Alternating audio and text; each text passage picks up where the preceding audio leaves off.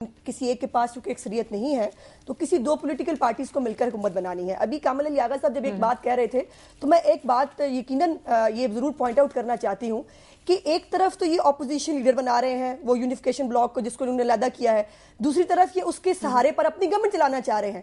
Actually یہ کروانا کیا چاہتے ہیں اس یونیفیکیشن بلاک سے, یعنی یہ دوہری ذمہ داری کے دے گی.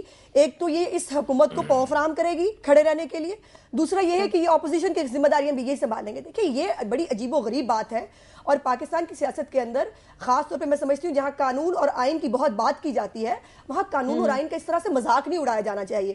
جہاں تک پیپلز پارٹی کی بات ہے, ہم نے ہمیشہ اپوزیشن کی ہے اور آسما میں آپ کو ایک بات بتا دوں کہ جب 109 ممبران جو پیپلز پارٹی کے ہیں جب وہ اپوزیشن بینچز پہ جا کے بیٹھیں گے تو پھر گڈ گورننس کا بھی دمادم مسئلہ اندر ہوگا اور پنجاب اسمبلی کے اندر پھر جو تمام ایشوز ہیں پھر اس کو بھی اس طرح سے ہم سامنے لائیں کہ ہم اپوزیشن سے بھاگنے والوں میں سے نہیں ہیں, لیکن ہم پھر بھی یہی کہتے ہیں کہ ہم مفاہمت کی سیاست کرتے ہیں. اپنی تیاریاں کر لی ہیں جی, تیاریوں والی کوئی بات نہیں ہے. دیکھیے ہم نے پہلے بھی نہ ہم نے کبھی کسی ڈیڈ لائن کی سیاست کی ہے, نہ ہم نے کسی بلیک میلنگ کی سیاست کی ہے, نہ ہم نے چھانگا مانگے کی سیاست کبھی کی ہے.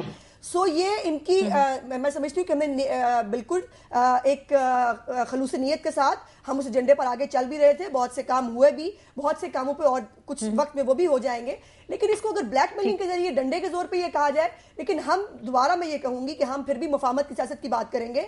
ہم اس ملک میں اس ملک کی معیشت جو ہے, اس ملک کی حالات جو ہے وہ کسی ٹکراؤ اور یہ آپ کو اگر خداحافظ کہتے ہیں آپ پھر بھی مفاہمت کی سیاست کریں گے, اگر آپ کو وہاں سے نکال دیتے ہیں تو پھر بھی مفاہمت کی جانب جائیں گے. ہم بڑی پولیٹیکل پارٹی ہیں, اس جمہوریت کے اندر محترمہ شہید کا خون شامل ہے, اس کو ہم اس طرح رائے گاہ نہیں جانے دے سکتے کسی کی ایک سویٹ ول کے اوپر کہ آج آپ ہمیں اچھے لگ رہے ہیں کل آپ ہم اچھے نہیں لگیں گے تو آپ چلے جائیں گے. ایسے نہیں ہوگا, کسی کی سویٹ ول پہ نہیں ہوگا, قانون اور آئین کے تحت ہوگا جو بھی ہوگا.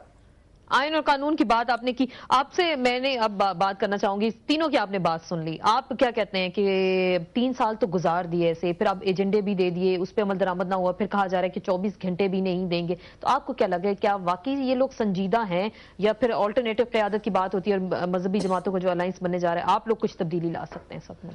اسماء بہت اہم سوال ہے اور آپ نے بہت اچھا سوال کیا. ہم نے اس لیے 3 سال کے بعد جو حالات دیکھ لے کہ یہ حکومت کی کارکردگی صحیح نہیں ہے تو ہم نے گو کہ ہمیں نکالا گیا سواتی کے حوالے سے, لیکن ہم اس کے لیے ذہنی طور پر پہلے سے تیار تھے کہ ہم اس حکومت میں آگے نہیں چل سکتے. اور جب ہم نکلے اس کے بعد ایم کیو بھی نکلے, ایم کیو میں جو 9-0 میں وہ چلا گیا گیرانی صاحب, تو میں نے اس دن بھی کہا تھا کہ یہ ایک بلیک میلنگ ٹائم گزار رہے ہیں, یہ حکومت مستحکم نہیں ہے.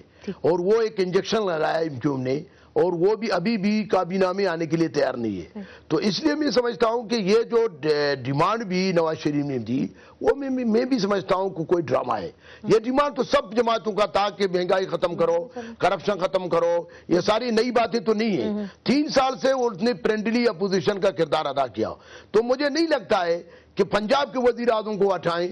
البتہ شاید اس کا زد میں آنے کا وہ کوشش کر رہے ہیں کہ زرداری آئے, کہ زرداری کو اس طرح نہیں ہٹا سکتے کیونکہ وہ 5 سال کے لیے وہ الیکٹڈ ہے. آپ پریزیڈنٹ زرداری کے ساتھ ہیں, پرائم منسٹر کے ساتھ نہیں ہیں؟ نہیں, ہم دونوں کے ساتھ نہیں ہیں. ہم سمجھتے ہیں کہ یہ ان حالات میں یہ حکومت نہیں چلا سکتا ہے اور ہم مذہبی جماعت بھی ایم ایم اے کی صورت میں اکٹھے ہو رہے ہیں. آپ لوگ کیا کریں گے؟ چلیں آپ لوگ کیسے تبدیلی لے کے آئیں گے؟ ہم سمجھتے ہیں کہ ہم اس حکومت کو یہ بتائیں کہ جی آپ اگر نہیں چلا سکتے تو کوئی ایسا سسٹم لائیں. تمام پولیٹیکل جو فورسز ہیں, جتنے بھی اپوزیشن ہیں, ہمارا سب سے بڑا اپوزیشن تو نواز شریف ہے, تو میں آج بھی کہتا ہوں کہ نواز شریف اگر خود اسمبلی میں نہیں ہے تو اس میں کیا ہے کہ وہ ایک تاریخ کو دہرائیں. اگر خود نہ ہو تو کیا وہ دوسرا چودھری نثار علی وزیر اعظم نہیں بن سکتا ہے, ساتھ رفیق نہیں بڑھ سکتا ہے؟ جبکہ وہ کہتے ہیں سب میری فیملی, یہ تو ایک مصیبت یہ ہے کہ جمہوری جماعتوں میں ڈکٹیٹرشپ ہی ہے, کسی جماعت میں جمہوریت نہیں ہے. وہ کہتے ہیں ہمارا بھانجا بھائی اس سے بڑھ کر اپنا. آپ کی جماعتوں میں ہے؟ ہماری جماعتوں میں بھی ہے, کچھ نہیں, لیکن قدری بہتر ہے. تو میں سمجھتا ہوں کہ اگر ان کو چاہیے سب بیٹھ کر اس میں ان ہاؤس کوئی تبدیلی لائیں, اور وہ جو حالات ہیں, کرپشن ہے, مہنگائی ہے, بے روزگاری ہے, ڈرون حملے ہیں, امن و امان. آپ 3 سال میں آپ نہیں کروا سکے کیونکہ آپ تو حکومت کا حصہ اس لیے تو ہم نکل گئے نا, ہم نہیں کرا سکے.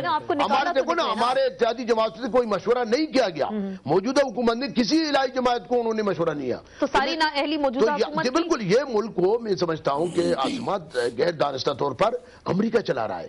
یہ ملک کو ہم نہیں چلا رہے ہیں. یہ ابھی بھی آج جو اس کا ڈیوس کے حوالے سے جو بات ہو رہی ہے, میں یہی سمجھ رہا ہوں کہ اصل چیز تو اس پر گیم ہو رہا ہے اور سیاست اسی پر ہو رہا ہے کہ وہ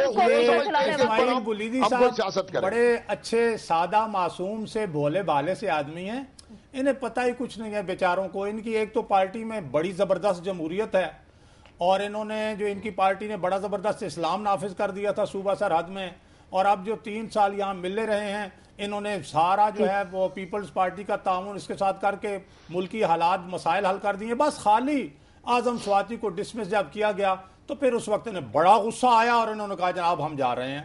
تو اگر انہیں یاد نہیں ہے تو میں یاد دلاتا ہوں, بادام اگر نہیں ہے تو بادام بھیجتا ہوں تاکہ کھائیں اور ان کا حافظہ ٹھیک رہے.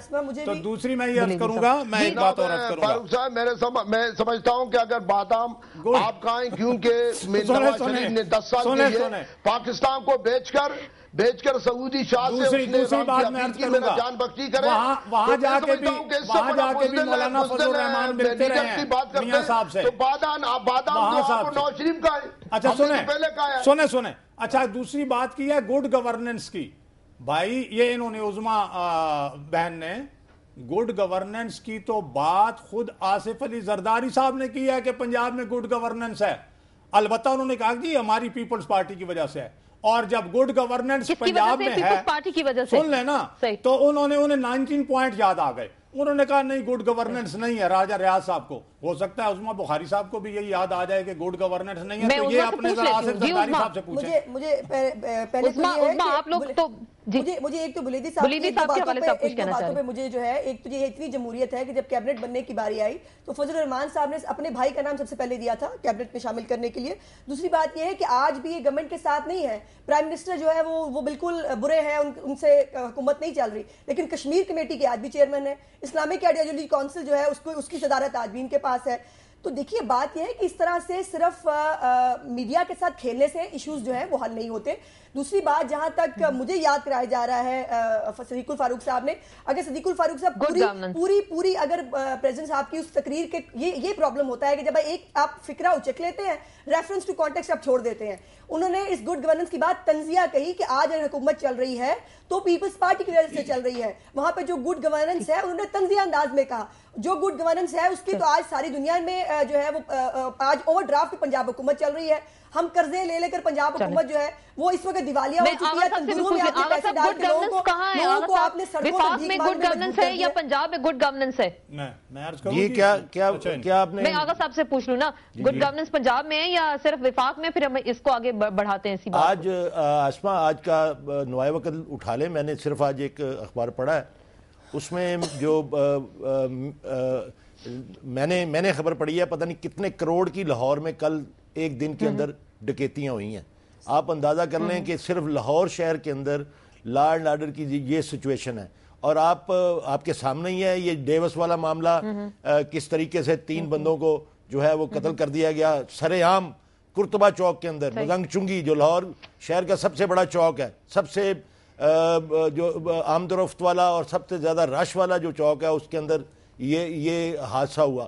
یہ ساری کی ساری, اور پھر وہ جو پاکستان کے ایک معصوم شہری کو کچل کے چلے گئے. لا اینڈ آرڈر کے کنٹرول کی حالت یہ دیکھ لیں کہ وہ قاتل جو ہیں وہ لاہور سے فرار ہو گئے اور پنجاب سے بھی فرار ہو گئے, وہ پاکستان سے بھی باہر چلے گئے. آپ دیکھ لیں کہ یہ حالت ہے کنٹرول کی, اور تفتیش کی یہ حالت ہے, پولیس کی یہ حالت ہے کہ وہ معصوم شہریوں کو 3 دن تک جو ہے وہ ڈکیت ڈکلیئر کرتے رہے. 3 دن کے بعد یہ ان کو پتا چلا کہ یہ ڈاکو نہیں تھے, یہ مظلوم مقتول تھے. اسی بات کو آگے بڑھائیں گے, مجھے بریک لینی ہے, بریک لیتے ہیں اور بریک کے بعد اپنی گفتگو کے سلسلے کو یہاں سے مزید بڑھائیں گے.